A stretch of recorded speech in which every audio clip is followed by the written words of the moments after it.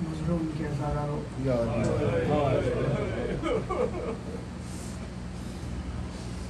مصائب کا ایک سمندر ہے،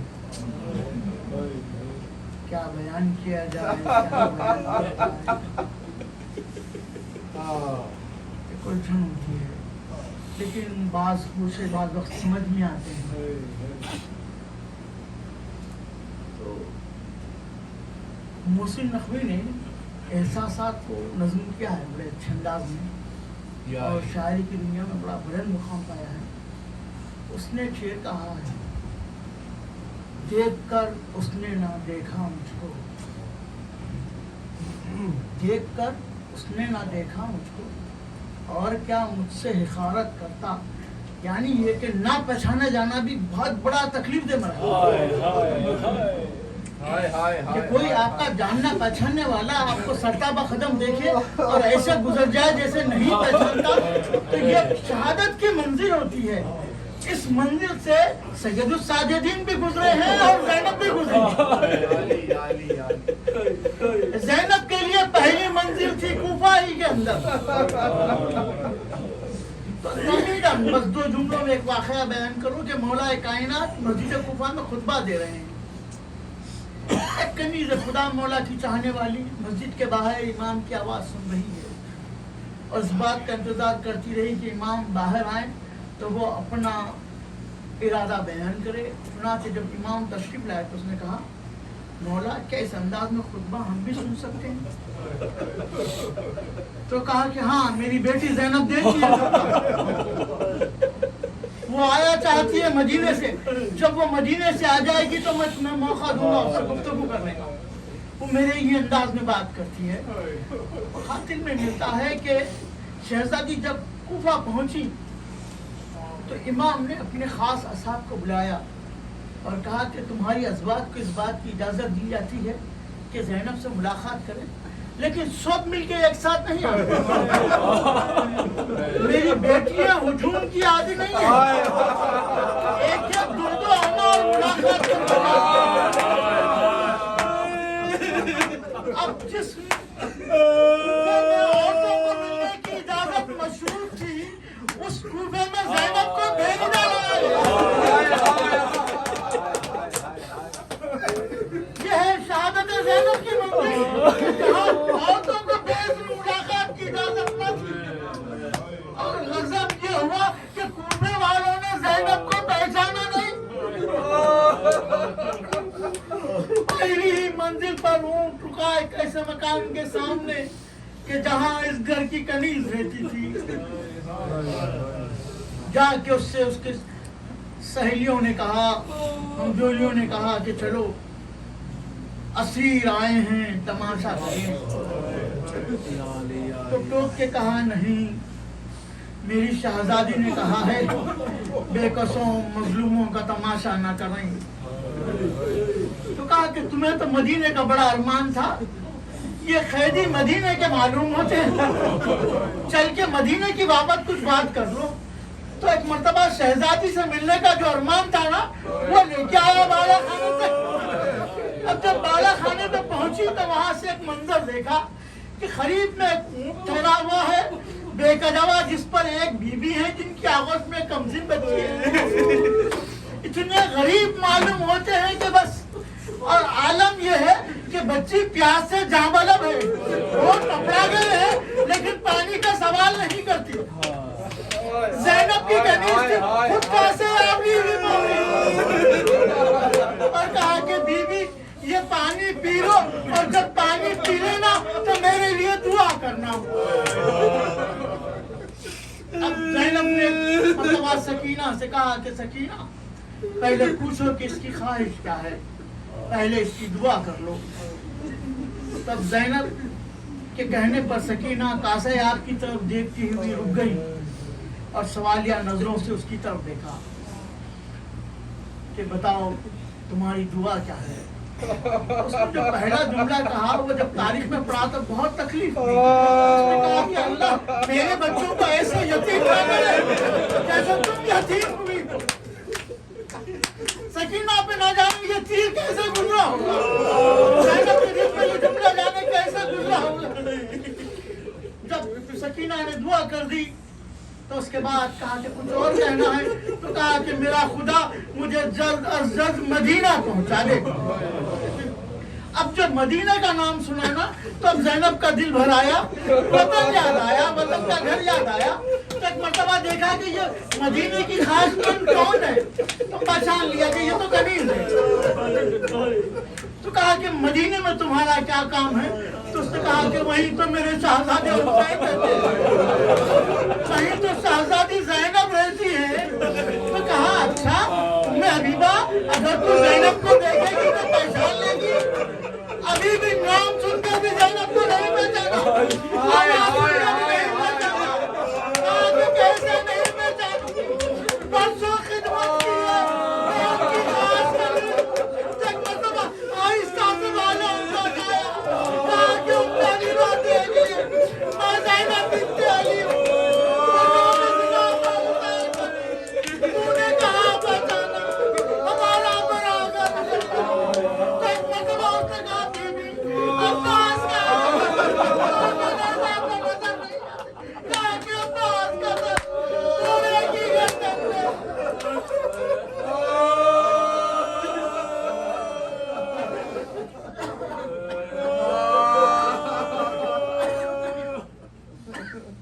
کنیز تھی جس نے آزادی کو نہیں. دوسرا منزل شام کی وہ خاص منزل کہ جہاں پر ایک شخص کہ جو اہل بیت کا چاہنے والا مسجد سے قرآن ہاتھوں میں یہ نکل رہا ہے اور سید الساجدین کو دیکھ کے کہتا ہے کہ خدا کا شکر ہے کہ جس نے تمہیں ذلیل کیا, جس کے صدقے میں کائنات بنی, اس سے وہ کہہ رہا ہے کہ خدا کا شکر ہے جس نے تمہیں ذلیل کیا. سوچئے امام کے دل کی کیا کیفیت ہوگی. اب جو دیکھا اس کی طرف سے پہچان لیا یہ تو اپنا غلام ہے. تو کہا کہ بھائی تم مسلمان معلوم ہوتا ہے. تو کہا کہ ہاں میں کلمہ پڑھتا ہوں.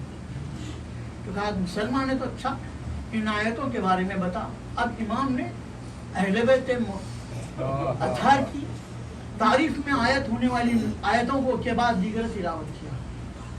تو اس نے کہا کہ اے شخص تجھ سے اچھا قرآن میں نے کسی سے نہیں سنا. تو اتنا اچھا قرآن پڑھتا ہے اور یہ تو اہل بیت کی شان کی آیتیں کیوں سنا رہا ہے. تو کہا کہ تو نہیں جانتا ہم کون ہیں. تو کہا کہ نہیں ہمیں یہ بتایا گیا کہ ایک باغی نے خوب کیا تھا آج تک بتا پائی ہے. تو کہا کہ ہم اہل بیت رسالت ہے. ختم ہو کے گر گیا. کہا کہ بزرگ رسول مجھے معاف کر دیجئے اور میرے لائق کوئی خدمت ہو تو بیان کیجئے. اب بیمار نے اپنے کم کو بتایا. کہا کہ اے بھائی کچھ چادروں کا انتظام کر دے میری ناموس میں. جب چادروں کی تعداد بتائی تو بیویوں سے ایک چادر زیادہ تھی. تو وہ سوچتا رہا چادر زیادہ کیوں بتائی ہے. چادریں آئی اور بانٹی گئی. آخری چادر لیا ہوا وہ امام کی خدمت میں پہنچا. تو کہا کہ بھائی ذرا اس کو طے کر. جب وہ طے کو سنا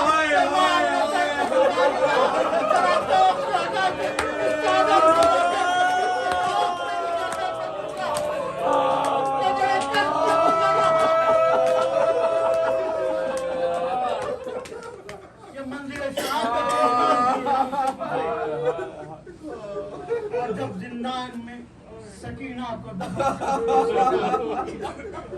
پیغام رہائی ملا تو بتایا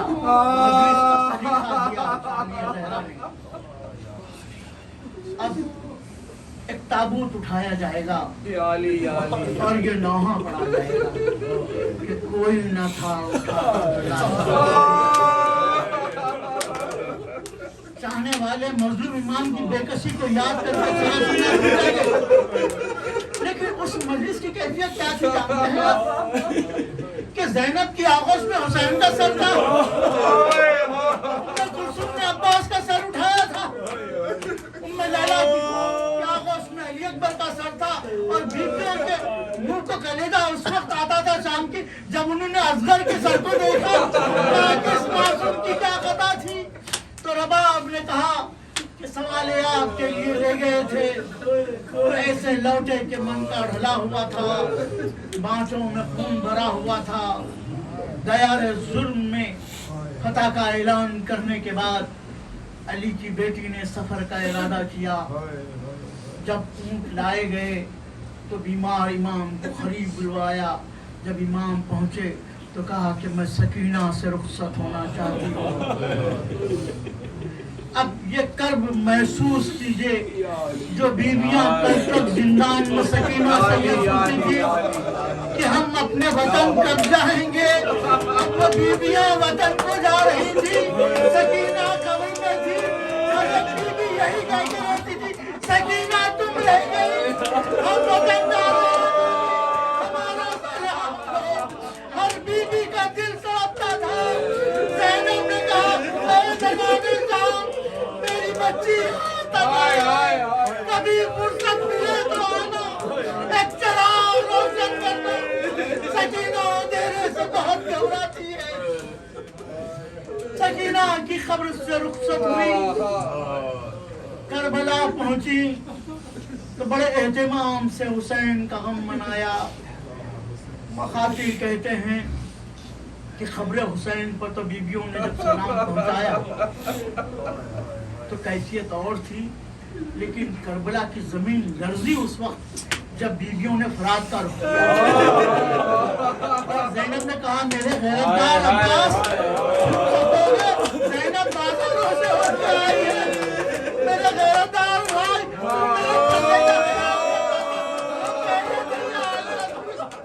انہیں خیری بنا کے لایا گیا ہے۔ اور پھر یہ قافلہ مدینے کے لیے روانہ ہوا۔ اللہ سب غریبوں کو اپنے وطن لوٹنا نصیب کرے، لیکن ایک بات ہے، سارے پردیسی بیٹھے ہوئے ہیں، جب وطن کی طرف قریب ہوتے جاتے ہیں تو کچھ خیالات آتے ہیں کہ اب ان سے ملاقات ہوگی، اب وہ منتظر ہوگا، اسے مجھ سے شکایت ہوگی، میں اسے گلا کروں گا، لیکن یہ تو قافلہ لوٹا نا تو ان کی گودیاں اڑی ہوئی تھی، وارث ختم ہو چکے تھے، یہ سوچے نہیں کہ اب کوئی پوچھے تو کیا کہنا، پوچھے گی تو کیا کہنا، محمد حنفیہ پوچھے تو کیا کہنا، عباس کا بیٹا سوال کرے گا تو کیا کہنا ہے۔ ام کلثوم کا دل بھرایا تو کہا کہ مدینہ جدنا لا تقبلینا، اے نانا کے شہر مدینہ ہمارے آنے کو قبول نہ کر، کیونکہ جب ہم یہاں سے چلے تھے تو ہمارے سروں پر وارثوں کا سایہ تھا، اس طرح سے لوٹے ہیں کہ ہمارے وارث قتل ہو چکے ہیں، ہماری گودیاں اجڑ چکی ہیں۔ امام نے بشیر کو بلا کے علم دیا اور کہا کہ جا ہمارے آنے کی خبر کر دے، تو قیامت آنے والے چیزوں کے نام میں پیغام بھی دیا کہ اگر شعر کہنا آتا ہے تو نظم کر کے بیان کرو، کیونکہ بشیر سے کہا کہ نظم کر کے بیان کر ہماری مصیبت کو، تو اس نے اشعار باندھے کہ یا اہل یثرب لا مکان لکم بہا قتل الحسین بکربلا۔ لیکن اتنی بات سنا گیا ہے کہ سب سمجھ رہے ہیں کیا کہنا چاہیے، کیا ہے یثرب کے رہنے والوں، یثرب رہنے کے لائق فرزند فاطمہ شہید کر دیا گیا۔ آواز کا بلند ہونا تھا کہ لوگ جوک جوک آنے لگے۔ اب سوال کرنے والا ایک نہیں تھا، جواب دینے والا ایک تھا، سوال کرنے والے انیک تھے، اور ہر ایک کا الگ الگ سوال تھا۔ کوئی عباس کے پوچھتا، کوئی علی اکبر کے پوچھتا، کوئی حسین کے پوچھتا، کس کو جواب دیتا؟ کہا کہ میں روضہ رسول پر نہیں سناؤں گا، روضہ رسول کو چلو۔ اب مسلمان روضہ رسول کی طرف بڑھ رہے تھے، لیکن ایک بچہ اپنی دادی کا ہاتھ چھوڑ کے بشیر کی طرف بڑھا۔ اب بشیر نے جو دیکھا کہ کمسن بچہ ہے، لوگوں کا ہجوم ہے، سواری سے اتر پڑا، بچے کو گودی میں اٹھایا، کہا کہ صاحبزادے آپ کا کوئی سوال ہے؟ تو کہا کہ ہاں، اے خبر اگر بابا کے آنے کی خبر ملے تو ہم گھر جائیں گے. آپ کے بابا کا کیا نام ہے؟ ایک مرتبہ علم کی طرف پسینے سر پیٹ گیا, صاحبزادے یتیم ہو گئے, اللہ شہید ہو گئے, بچہ روتا ہوا لوٹا. ایک بچی ہے جسے اپنے گھر کا انتظار ہے, روضہ رسول پر قافلہ پہنچا تب یہاں سید الساجدین کا بھی مقتل ہے اور زینب کا بھی مقتل ہے. کہنا بہت آسان ہے, لفظ بہت تھوڑے سے ہیں, لیکن اگر احساس پہنچا دے تو کامیابی ہے میری کہ بہن نے بھائی کو نہیں پہچانا. کیا ایسا ہوا ہے کبھی کہ بہن بھائی کو دیکھے اور نہ پہچانے؟ یہ کل سید الساجدین کے حصے میں جب فاطمہ راستہ میں ہڈیاں ایک مرتبہ کا کیا صورت تم نے مجھے نہیں پہچانا, نام لے کے مخاطب کرتا ہے, تو ہے کون؟ نام میں علی اکبر حسین. بہن نے بھائی کو نہیں پہچانا اور اس کے بعد کی منزل زینب کے لیے تھی کہ پھوپھی کو نہیں پہچانا اور کہا کہ بتاؤ بیویو میری پھوپھی کہاں ہے؟ تو کہا کہ وہ جو بیٹھی ہے. اب فاطمہ صغریٰ نے ملاقات کی اور زینب سوچ رہی ہیں کہ بیمار بچی ہے, کیسے بتا دیا جائے کہ ایک دن میں 18 بنی ہاشم کے لاشیں بھلا گھر اجڑ گیا ہے. لیکن زینب کی مشکل کا خود فاطمہ صغریٰ نے آسان کیا. نظریں دوڑاتی جاتی ہیں, ایک ایک کو پوچھتی جاتی ہے. کبھی پوچھتی ہے میرا بھیا علی اکبر نہیں آیا, میں نے اس کے خطوں کے نشان اٹھا کے رکھے. کبھی پوچھا میرے چچا عباس نہیں آئے, کبھی پوچھا قاسم نظر نہیں آتے, کبھی پوچھا آپ کے محمد نظر نہیں آتے. سب کو پوچھا, آخر میں حسین کی شہادت کی خبر سنی, روتے روتے غش کھا گئی. اب جب رونے سے فاقہ ہوا تو ایک اطمینان لے کے اٹھی کہ اب جس کو نظریں ڈھونڈ رہی ہے, جن کو جس کا انتظار ہے, وہ تو آیا ہوگا. وہ تو میدان میں جانے والا نہ تھا, اسی لیے کبھی فروا کی گودی میں, کبھی ام کلثوم کی گودی میں, کبھی ام رباب کی گودی میں. بیٹی کسے ڈھونڈ رہی ہو؟ کہا میرا بھیا علی اکبر. وہ تو میدان میں جانے کے قابل بنا. ایسے لوٹے کہ من کا ڈلا ہوا تھا, بادشاہوں کا خون بھرا ہوا تھا. واقعات کربلا بیان کر چکی زینب, نانا کو پرسا دے چکی. اب سید الساجدین کے مکان پر بھی زینب. دیکھیے باتوں کو قرآن نے بیان کیا ہے. میاں اور بیوی کے لیے قرآن میں کہا ہے کہ ہم نے ایک دوسرے کا لباس خراب کہ انسان کبھی اپنا لباس نہیں بھولے. اب یہاں زینب کی شہادت کہ عبداللہ جعفر طیار آ کے چوتھے امام سے کہتے ہیں کہ فرزند اپنی پھوپھی سے کہیے کہ اپنے گھر کو رونق بخشے, میں ان سے ملاقات کے لیے منتظر ہوں.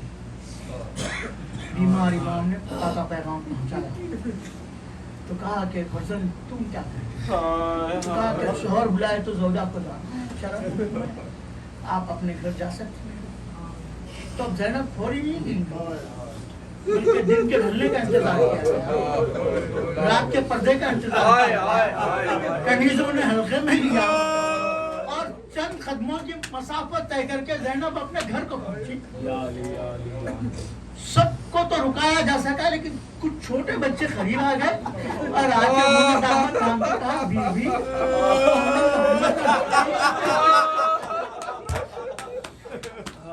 تو اب تک زینب کا بیٹوں کو آنسو نہیں بہائے. چھوٹے چھوٹے مسلح نظر آئے تو وہی بیٹھ گئی اور اب رو رہی تھی کہ ہائے اے محمد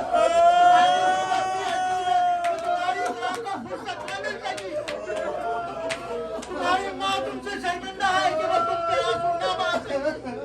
تم نے ने अपने दूध का हक अदा किया, लेकिन माँ ने अपना हक अदा नहीं किया। अब मैं तुम पर रो रही हूँ, बच्चों को याद करके रो रही थी कि ऐसे में अब्दुल्ला बाहर से आए, और जब आए तो एक मर्तबा देखा कि एक ज़ईफा है जो रोती हुई बैठी है, तो पहले वापस हो गए, दरवाजे के बाहर आ गए। उसके बाद पर्दा करके कहा कि ए मुअज़्ज़मा, ये घर अली की बेटी का है, अली की साहबजादी यहाँ क़याम पज़ीर नहीं है, जब वो आ जाए तो उनसे मिलने के लिए आना। ज़ैनब ने सर उठा के बस इतना कहा, अब्दुल्ला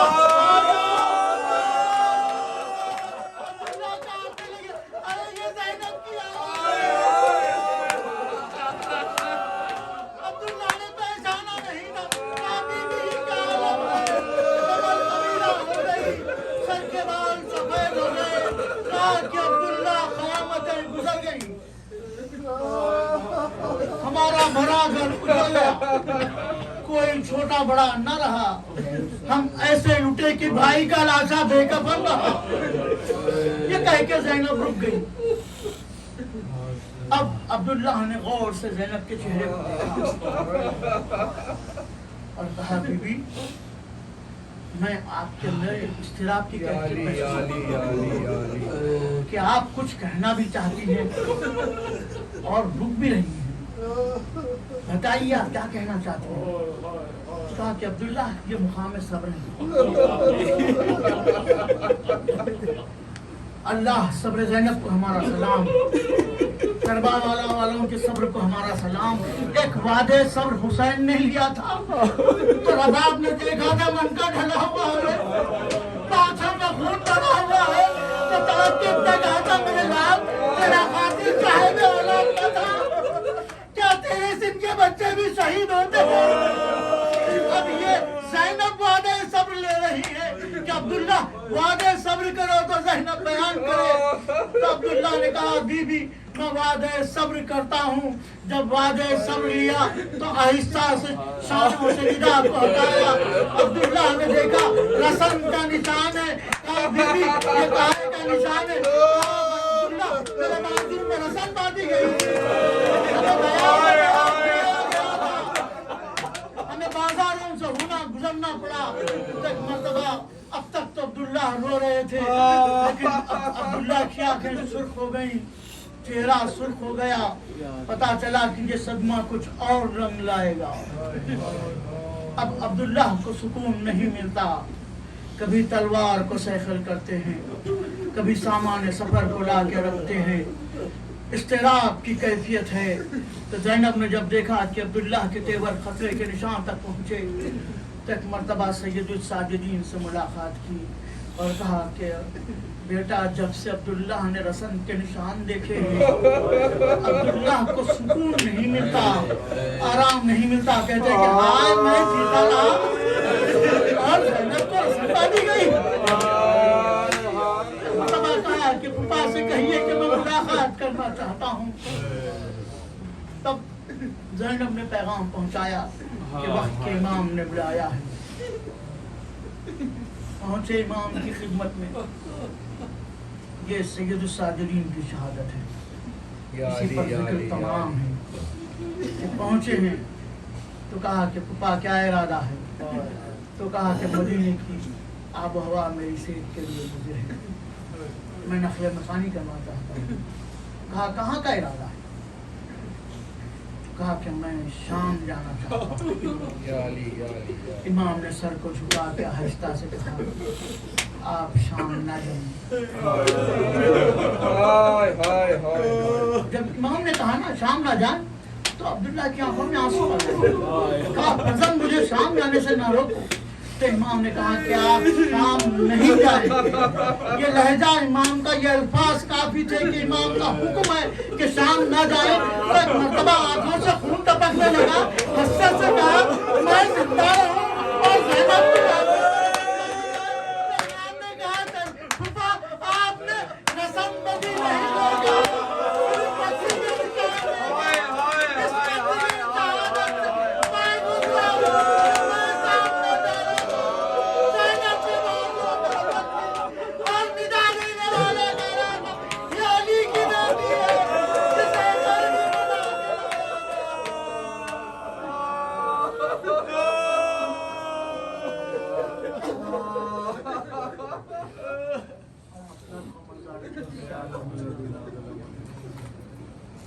Makamang sa'yo.